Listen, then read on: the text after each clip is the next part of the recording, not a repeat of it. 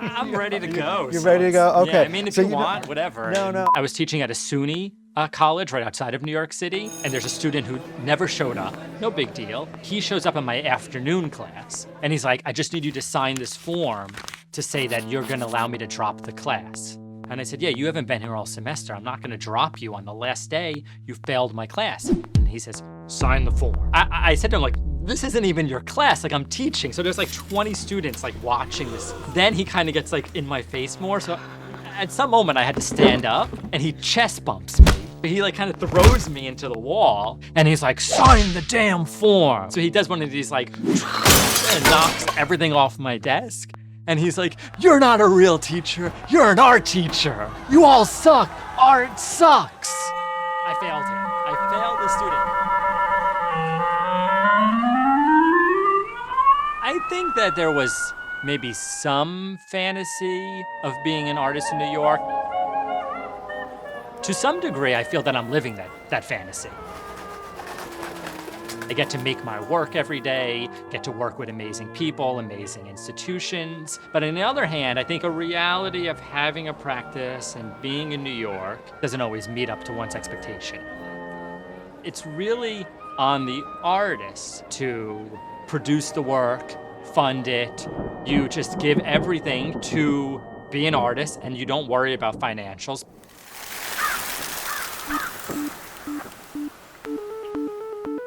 So I would do projects where I would collect thousands of objects. I would arrange them, photograph them, move them, build an installation. I like this idea of animism, that an inanimate object has spirit or personality. And I think I was really drawn to kind of the mystery or the adventure around acquiring these objects. It's very easy in the art world to look like you've made it, and you really haven't at all. I mean, you can have so much institutional support, but there's very little monetary gain from that. I remember I had a show with a gallery, and I did this huge installation. I started making these sculptures. There was these tall columns that objects were embedded in. If I sell them, we just turn them on the side, send them off to whoever wants them. Write me the check, you can have these damn columns. Start building them, the fabrication crew meets with me, and they're like, we have a problem. And I was like, what? They're like, we're worried your column is going to fall and kill someone.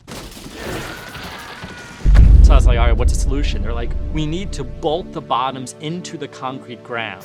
I was like, oh, how do we get those bolts out when we're done? They're like, oh, we just destroy it. So I was like, oh man, there go my columns I can sell. I have to destroy them. I really wanted to take a step back from what I was making to really be able to reinvent a new direction. I needed a break.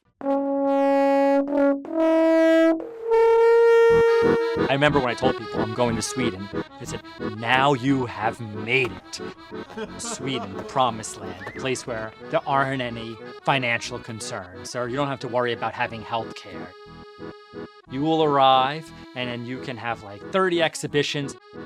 The problem I ran up against is I don't speak any Swedish. So when I went down to be like, I'm an artist, give me your free money, they're just like, okay, here's 30 forms in Swedish, good luck. I was really drawn to this aspect of Sweden where one's career wasn't so closely tied to one's identity. So I started engaging in a lot of the activities that are typically Swedish. Obviously, hiking's a big thing, but in particular, mushroom foraging and learning mushroom identity. I remember one time riding the bus back from the national park to the city, and there were 40 people on the bus, and every person was comparing their mushrooms that they found that day. New York, everyone wants to cut to the chase, right? You go out, you meet someone, they're like, what do you do? And then the questions come without directly asking it. How successful are you at what you do? Like, are you someone I want to know or should know? But in Sweden, you go out and people say, which is your favorite pastry?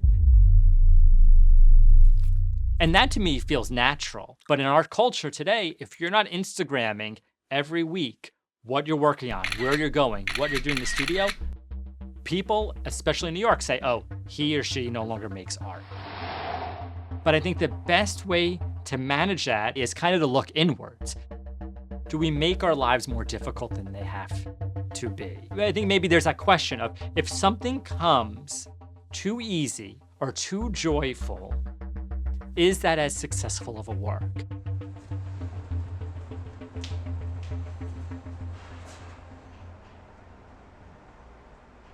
I've begun a new body of work. I'm using a painterly process. I'm really thinking a lot about joy in my work and what makes me happy. There's a stillness. I'm just kind of sitting in one place and repeating an action with my hand. And I think as much as I'm describing that as a physical stillness, there's maybe also a relaxed mental stillness there too. This new body of work I make, maybe people don't like it. Maybe people say, oh, Bryan's not a nervous wreck anymore. He's not torturing himself. He's not lugging 5,000 subway tiles across the country. Maybe there's also, with age, a little more confidence to make something that I really love making, and then maybe not worry so much about the reception of it.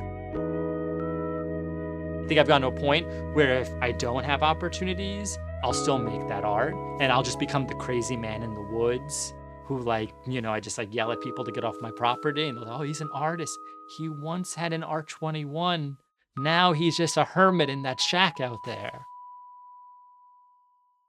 I would run into this experience again and again where I would meet someone and they would say, Midsummer's coming up, huge Swedish holiday. And I'd say, oh, I know. They go, crazy party. We go into the woods. We all get naked and run around and we drink and we dance and people, they dress as elephants and dance. And I was like, wow. And the person says, I'm having one of these parties this weekend. I'm like, oh, I'm not doing any this weekend. I go, well, you really have to find one of these parties to be invited to then. They'd be like, have a good day.